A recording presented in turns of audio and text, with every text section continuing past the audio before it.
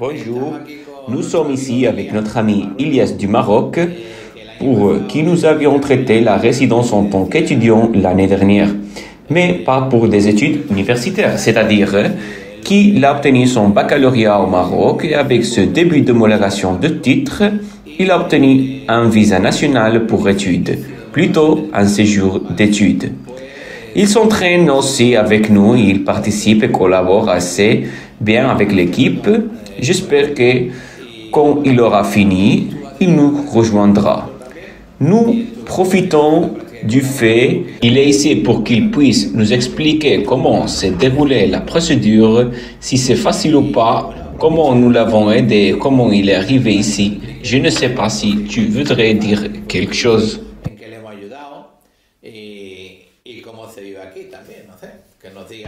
Bonjour, je suis un étudiant marocain poursuivant mes études en Espagne. Après avoir obtenu mon bac, j'ai décidé d'aller en Espagne.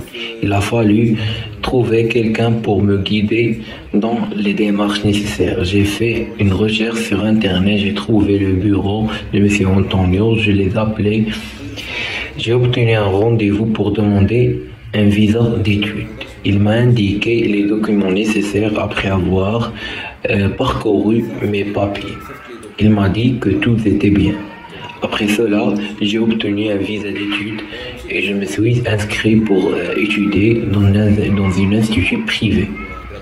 J'étudie maintenant et je m'entraîne dans son bureau. Et si Dieu le veut, j'y travaillerai également. Je peux en même temps aider les étudiants avec mon expérience.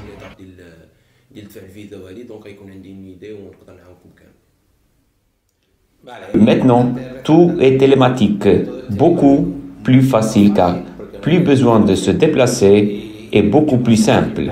Nous en parlerons dans une autre vidéo. Oui, bien sûr. Et ce qui concerne les procédures équivalentes du bac qui est considéré comme une reconnaissance par l'État espagnol du titre. Ce sont des procédures simples qui sont effectuées au ministre de l'Éducation d'Espagne à Rabat. Le certificat doit être envoyé en plus de l'extrait de notes accompagné de la légalisation du paiement des frais, puis l'obtention du récépissé permettent de s'inscrire pour poursuivre ses études. Le plus important de tout, comment vous en sortez-vous ici avec vos études? Comment se passe votre vie sociale en général? Et parlez-nous un peu. L'Espagne est un pays dans lequel il est facile de s'adapter, s'il en est une bonne personne. Il aide beaucoup les étudiants. Je me considère comme un bon exemple car je suis arrivé récemment et maintenant j'étudie et je suis en stage. Et si Dieu le veut, je trouverai un emploi. Il faut juste avoir confiance en ses capacités. Étudier ici n'est pas facile du tout. Il faut consacrer beaucoup de temps à étudier et tout ira bien. Bon, notre idée, c'est aussi, puisqu'Ilyes est toujours en stage d'études, c'est qu'il collabore avec nous pour tous ceux qui veulent venir, qu'il donne aussi un coup de main pour expliquer la procédure et bien sûr aider au bureau au niveau technique et surtout télématique. Nous avons parlé du Maroc, mais cela peut être totalement extrapolé à l'Algérie, par exemple, puisque la procédure en Algérie est également très similaire à celle de l'Espagne.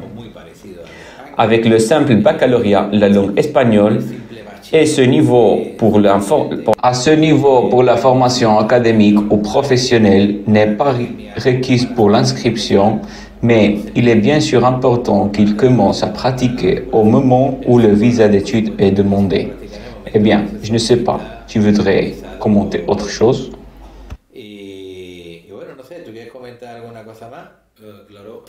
La prochaine fois, si Dieu le veut, je ferai une nouvelle vidéo avec M. Antonio pour parler des nouvelles procédures d'homologation des diplômes, car il y a eu quelques modifications. Nous avons des informations importantes à vous proposer. Merci. La bonne chose que nous avons, c'est que, puisqu'il parle parfaitement espagnol, l'anglais, le français et l'arabe, cette nouvelle vidéo va la doubler. encourageons à venir vu qu'au moins ici les jeunes se ayant un avenir avec des études qui peuvent les servir, non seulement au niveau européen, mais au monde entier. Nous vous remercions beaucoup et espérons que vous coopérez avec nous et que tout se passera bien.